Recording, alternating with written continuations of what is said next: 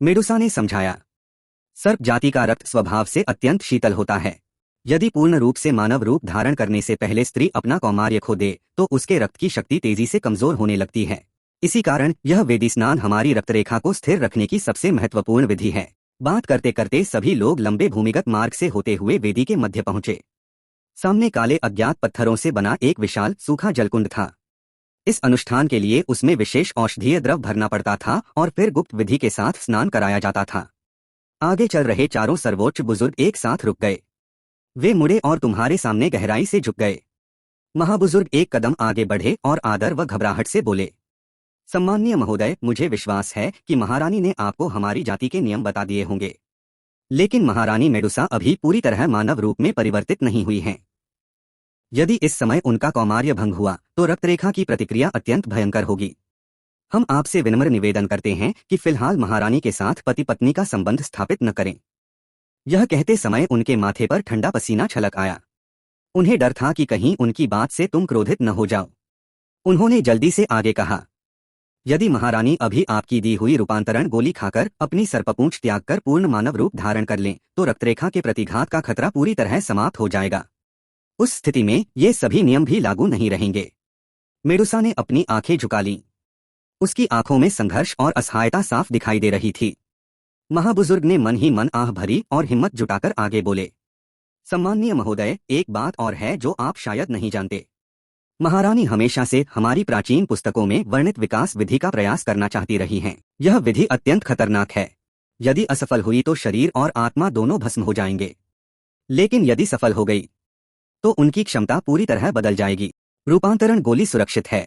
वह महारानी को मानवों जैसी साधना करने की प्रतिभा दे सकती है, लेकिन जैसे ही वह उसे खा लेंगी उनका वर्तमान रूप स्थायी हो जाएगा और यह विकास का मार्ग हमेशा के लिए बंद हो जाएगा। इसी कारण महारानी अब तक वह गोली नहीं खा रही थीं। ऐसा बिल्कुल नहीं है कि उनके मन में आपके प्रति कोई बुरा विचार हो। तुमने हाथ उठाकर उनकी बात बीच में ही रोक दी। मैं समझ गया। जिस विकास विधि की तुम लोग बात कर रहे हो वह यही है कि मेडुसा डॉ हुआंग शिखर स्तर पर पहुंचने के बाद स्वर्गीय अग्नि से अपने शरीर को जलाकर अपने प्राचीन रक्त को जागृत करे। क्या मैं सही कह रहा हूं? महाबुजुर्ग की आंखें फैल गईं। उन्होंने तुरंत झुककर कहा, सम्माननीय महोदय, बिल्कुल सही कह रहे हैं। महारानी की मूल आत्मा छठे स्तर की जादुई प्रजाति बैंगनी अधोलोक अग्नि सर्प है। उनके शरीर में सातरंगी स्वर्ग निगलने वाले अजगर की प्राचीन रक्तरेखा की एक हल्की धारा भी बहती है। इसी संभावना को वह कभी छोड़ नहीं पाई। तुमने मेडुसा की ओर देखा। उसका चेहरा तनाव से कड़ा हो चुका था। तुमने धीरे से पूछा, क्या सचमुच ऐसा ही है? मेडुसा ने अपने लाल होंठ हल्के से काटे। तुम्हारी ओर देखते हुए उसने धीरे से सिर हिला दिया। उसे लगा था कि बाकी इंसानों की तरह तुम भी उसे यही कहोगे कि वह बेकार का सपना देख रही है, या फिर उसे तुरंत रूपांतरण गोली खाने का आदेश दोगे। लेकिन तुमने केवल हल्की सी सांस ली, फिर उसके गाल को हल्के से उंगलियों से दबाते हुए मुस्कुराकर कहा, अगर तुम्हें स्वर्गीय अग्नि से विकास करना है तो मुझे सीधे बता देती। इतनी सी बात मुझसे छिपाने की क्या जरूरत थी? मेडुसा वहीं स्तब्ध रह गई। चारों महाबुजुर्ग भी पूरी तरह सन्न रह गए। वे पहले ही चुपके से अपनी डॉची सक्रिय कर चुके थे। उन्हें लगा था कि तुम क्रोधित हो जाओगे और तब वे सभी घुटनों के बल गिरकर क्षमा मांगेंगे। मेडुसा ने भी मन ही मन फैसला कर लिया था कि वह आज्ञाकारी बनकर रूपांतरण गोली खा लेगी, लेकिन किसी ने भी तुम्हारे इस जवाब की कल्पना नहीं की थी। तुमने अपनी ठोड़ी पर हाथ फेरते हुए कहा, संयोग से मेरे पास भी एक दिव्य अग्नि है, लेकिन उसका स्वभाव बहुत अधिक उग्र और विनाशकारी है। वह तुम्हारे शीतल रक्त के लिए बिल्कुल उपयुक्त नहीं है। अगर जरा भी गलती हुई तो तुम राख बन जाओगी। घबराओ मत। 2-4 दिनों में मैं तुम्हारे लिए एक उपयुक्त दिव्य अग्नि ढूंढ लाऊंगा। पूरे वेदी कक्ष में एकदम सन्नाटा छा गया। मेडुसा और चारों महाबुजुर्ग अविश्वास से तुम्हें देखते रह गए। दिव्य अग्नि, जिसके लिए अनगिनत महान औषधि निर्माता अपना पूरा जीवन दांव पर लगा देते थे, तुम उसके बारे में ऐसे बात कर रहे थे मानो रास्ते से कोई साधारण जंगली फूल तोड़कर लाने वाले हो। रात गहराती गई। शादी का उत्सव भी धीरे धीरे समाप्त हो गया। पूरा मेडुसा महल फिर से शांत हो गया। तुमने मेडुसा को अपनी बाहों में उठा लिया। सर्प जाति के सभी लोग श्रद्धा और उत्साह से तुम्हें देखते रहे। तुम उसे उठाए हुए सीधे उस भव्य शयनकक्ष की ओर चल पड़े। हालांकि रक्तरेखा के नियमों के कारण तुम दोनों अभी पति पत्नी का संबंध नहीं बना सकते थे, लेकिन विवाह की बाकी सभी रस्में पूरी की जा सकती थीं। मेडुसा तुम्हारी बाहों में थी। अब उसके मन में पहले जैसी घबराहट या विरोध नहीं था। हालांकि उसका शरीर अभी भी थोड़ा अकड़ा हुआ था, लेकिन वह ठंडेपन की वजह से नहीं, बल्कि इस निकटता की शर्म के कारण था। रेगिस्तान की वह निडर और कठोर रानी इस समय किसी अनजान भावनाओं से घिरी मासूम लड़की जैसी लग रही थी। तुम उसे लाल सजावट से सजे विवाह कक्ष में ले गए, फिर धीरे से उसे उस बड़े बिस्तर पर लिटा दिया। जैसे ही उसकी पीठ मुलायम बिस्तर से लगी, उसका शरीर हल्का सा कांप उठा। उसके मन में फिर से घबराहट पैदा हो गई। उसे डर था कि कहीं तुम अपनी डॉजुन शक्ति के बल पर अपना वादा न तोड़ दो। हालांकि वह अभी पूरी तरह मानव नहीं बनी थी, फिर भी पति पत्नी का संबंध बनाना असंभव नहीं था। लेकिन अगर इस समय ऐसा हुआ, तो उसकी रक्तरेखा पर बहुत गहरा प्रभाव पड़ता और उसके विकास का मार्ग हमेशा के लिए समाप्त हो सकता था। लेकिन तुमने कोई जल्दबाजी नहीं दिखाई। तुमने अपना बाहरी चोगा उतारा और उसके बगल में लेट गए, एक हाथ से अपना सिर सहारा देकर। तुम बस चुपचाप उसकी बैंगनी क्रिस्टल जैसी सुंदर आंखों को देखते रहे। तुम्हारी सीधी और गहरी नजरें उसके दिल की धड़कनें लगातार तेज कर रही थीं। उसने पहले कभी ऐसा अनुभव नहीं किया था। आखिरकार वह शर्म से नजरें झुकाकर धीमे स्वर में बोली, स्वामी, आप क्या देख रहे हैं? तुम हल्के से मुस्कुराए। मैं अपनी सुंदर और मनमोहक पत्नी को देख रहा हूं। फिर हंसते हुए बोले, जब तय हो चुका है कि अभी तुम्हें छू नहीं सकता, तो कम से कम तुम्हें जी भरकर देख तो सकता हूं। क्यों? क्या मेरी पत्नी मुझे इतना भी नहीं देखने देगी? मेडुसा की नजरें इधर उधर भटकने लगीं। उसके गाल तपने लगे, यहां तक कि उसकी गर्दन भी हल्की गुलाबी हो गई। उसने अपने लाल होठों को हल्के से काटा और बहुत धीमी आवाज में कहा, अगर अगर स्वामी सचमुच चाहते हैं, तो हुआ शेर और युए मेई के साथ ऐसा कोई रक्तरेखा का नियम नहीं है। वे दोनों भी हमारी जाति की सुंदर स्त्रियां हैं। वे आपकी सेवा कर सकती हैं। ठक। तुमने उंगली से हल्के से उसके माथे पर चपत लगा दी। मेडुसा ने तुरंत अपना माथा पकड़ लिया। वह हैरानी से तुम्हें देखने लगी। इतने वर्षों में यह पहली बार था कि किसी ने उसके माथे पर इस तरह उंगली मारी थी। तुमने उसे घूरते हुए कहा, तुम्हारे दिमाग में कैसी कैसी उल्टी सीधी बातें चलती रहती हैं? फिर तुमने झुककर उसके लाल पड़े माथे को बहुत प्यार से चूम लिया। उस गर्म स्पर्श से मेडुसा का पूरा शरीर हल्का सा कांप उठा। तुमने उसकी आंखों में देखते हुए धीरे से कहा, मुझे कोई जल्दी नहीं है। वैसे भी देरसबेर तुम पूरी तरह मेरी ही बनने वाली हो। तुम्हारे इतने सीधे प्रेम भरे शब्द सुनकर मेडुसा का दिल बुरी तरह धड़कने लगा। वह कुछ बोल ही नहीं पाई। शर्म छिपाने के लिए उसने तुरंत बात बदल दी, स्वामी, आपने पहले कहा था कि आपके पास एक दिव्य अग्नि है। क्या क्या मैं उसे देख सकती हूं? तुम मुस्कुराए। बिल्कुल। तुमने उसका हाथ पकड़ा और उसे खिड़की के पास ले गए। वहां सफेद जादुई पशु की खाल से बनी एक आराम कुर्सी रखी थी। तुमने उसे आराम से अपनी बाहों में सहारा देकर बैठाया। फिर धीरे धीरे अपना दाहिना हाथ उठाया। अगले ही पल सुनहरे रंग की एक छोटी सी दिव्य अग्नि तुम्हारी उंगलियों के बीच जीवित प्राणी की तरह लहराने लगी। जहां जहां वह अग्नि गुजरती, वहां वहां अंतरिक्ष स्वयं जलकर काली दरारों में बदल जाता। मेडुसा का पूरा शरीर एकदम तन गया। उसकी बैंगनी सर्पपूंछ अनायास ही सिकुड़ गई। वह सुनहरी अग्नि सीधे अंतरिक्ष को जला रही थी। मेडुसा सहज ही एक कदम पीछे हटना चाहती थी, लेकिन तुमने उसका बायां हाथ थाम लिया और धीरे धीरे उसे उस सुनहरी दिव्य अग्नि के करीब ले जाने लगे। न, नहीं। मेडुसा की आंखें सिकुड़ गईं। वह सहज रूप से अपना हाथ पीछे खींचना चाहती थी। तुमने उसके कान के पास धीरे से कहा, डरो मत, कुछ नहीं होगा। तुम्हारी आवाज सुनकर न जाने क्यों उसने खुद को शांत कर लिया। उसने दांत भींच लिए और तुम्हें अपना हाथ उस लहराती हुई दिव्य अग्नि के और पास ले जाने दिया। लेकिन जिस जलन की उसने कल्पना की थी, वह बिल्कुल नहीं हुई। उसकी उंगलियों को केवल गर्म झरने जैसी हल्की गर्माहट महसूस हुई। इतना ही नहीं, उसके शरीर की डौची भी पहले से अधिक सक्रिय होने लगी। मेडुसा ने अविश्वास से अपनी हथेली को देखा। ये कैसे हो सकता है? तुम मुस्कुराकर बोले, यह दिव्य अग्नि पूरी तरह मेरे नियंत्रण में है। अगर मैं यह भी तय न कर सकूं कि इसे क्या जलाना है और क्या नहीं, तो फिर मैं किस काम का? मेडुसा ने कठिनाई से एक घूंट निगला। उसकी नजरें अब भी उस सुनहरी दिव्य अग्नि पर टिकी थीं। उसने कांपती आवाज में पूछा, यह कौन सी दिव्य अग्नि है? तुमने शांत स्वर में उत्तर दिया। दिव्य अग्नियों की सूची में चौथे स्थान पर आने वाली स्वर्ण सम्राट दहन दिव्य अग्नि। हालांकि मेरे हाथ में जो है वह अभी केवल इसकी उपअग्नि है। तुमने आगे समझाया।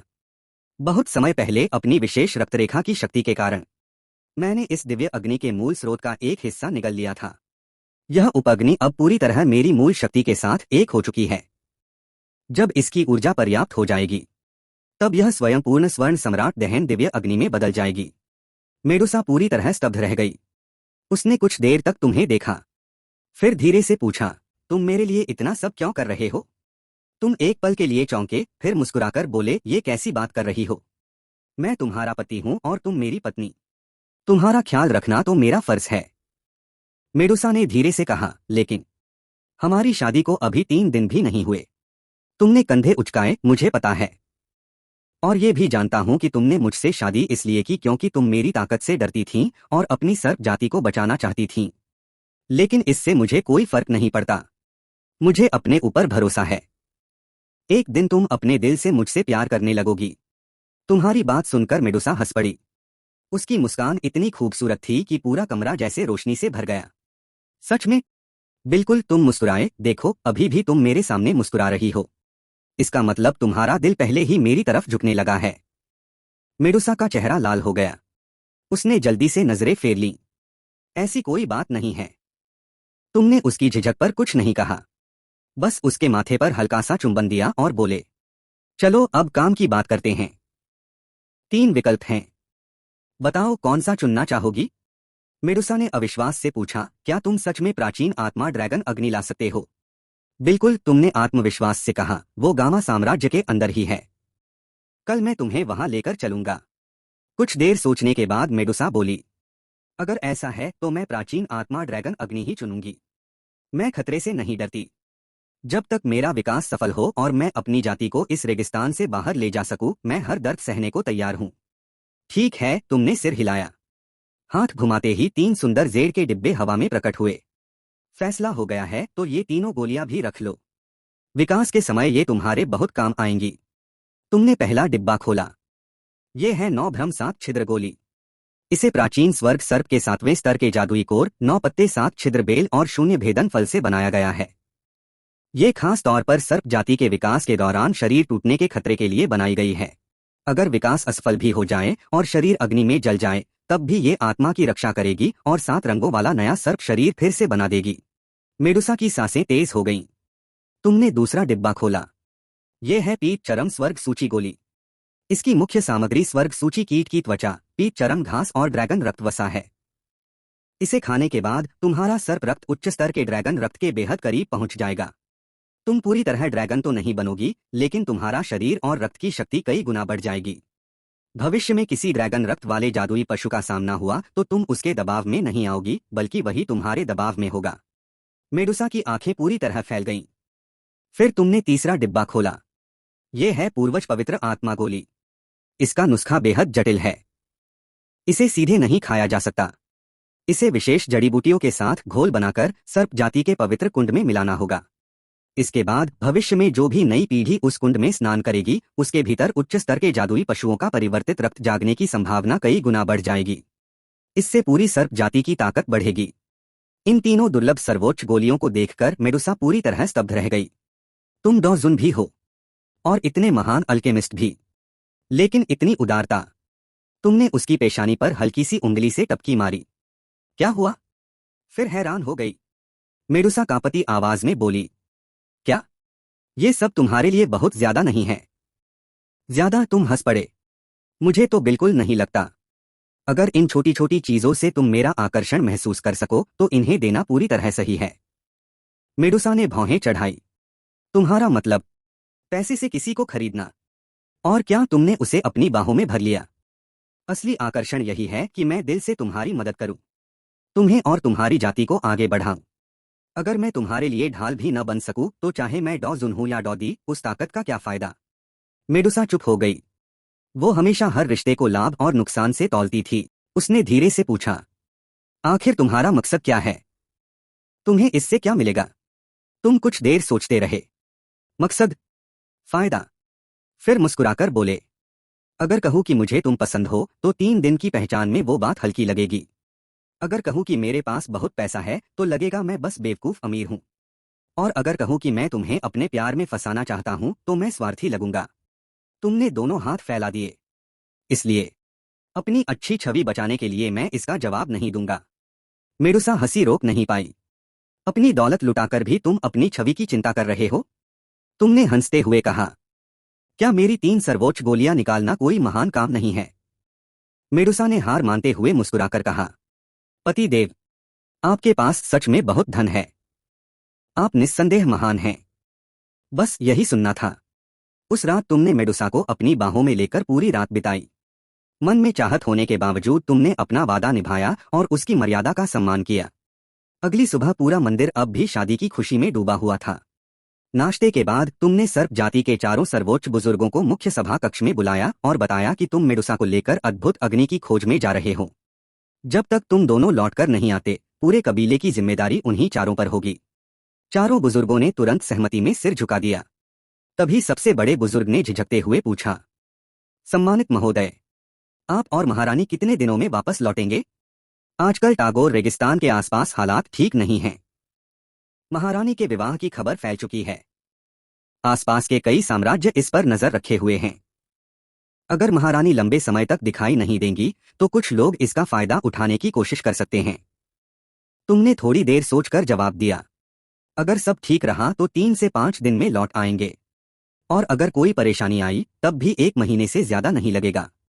इतना कहकर तुमने अपनी कमर से चांदी जैसी चमक वाला एक जेड निकाला और बड़े बुजुर्ग को दे दिया। इसके अंदर मेरी युद्ध ऊर्जा सील है। अगर ऐसी कोई मुसीबत आ जाए जिसे तुम लोग संभाल न सको तो इसे तोड़ देना। इसके फटते ही जो शक्ति निकलेगी वह एक सामान्य डॉजुन को भी गंभीर रूप से घायल कर सकती है। उत्तर पश्चिम महाद्वीप में इससे बड़ी कोई आपात स्थिति नहीं होगी जिसे ये संभाल न सके। जेड को दोनों हाथों से पकड़ते ही बड़े बुजुर्ग के हाथ कांपने लगे। उन्हें समझ आ गया कि इस डॉजुन की शक्ति से भरे जेड के रहते केवल गामा साम्राज्य ही नहीं बल्कि आसपास के कई साम्राज्य मिलकर भी सर्प जाति का कुछ नहीं बिगाड़ सकते। 4 बुजुर्ग एक साथ घुटनों के बल बैठ गए। सम्मानित महोदय, आपका बहुत बहुत धन्यवाद। हम अपनी जान देकर भी मंदिर और सर्प जाति की रक्षा करेंगे। सारी जिम्मेदारियां सौंपने के बाद तुमने एक पल भी देर नहीं की। तुमने मेडुसा का मुलायम हाथ थामा, 4 बुजुर्गों और अनगिनत रक्षकों की श्रद्धा और आश्चर्य से भरी नजरों के बीच अपनी उंगली से आकाश को चीर दिया। अंतरिक्ष में एक काली दरार खुल गई। तुम दोनों उस मरोड़ खाते शून्य में कदम रखकर पल भर में दूर क्षितिज के पार गायब हो गए।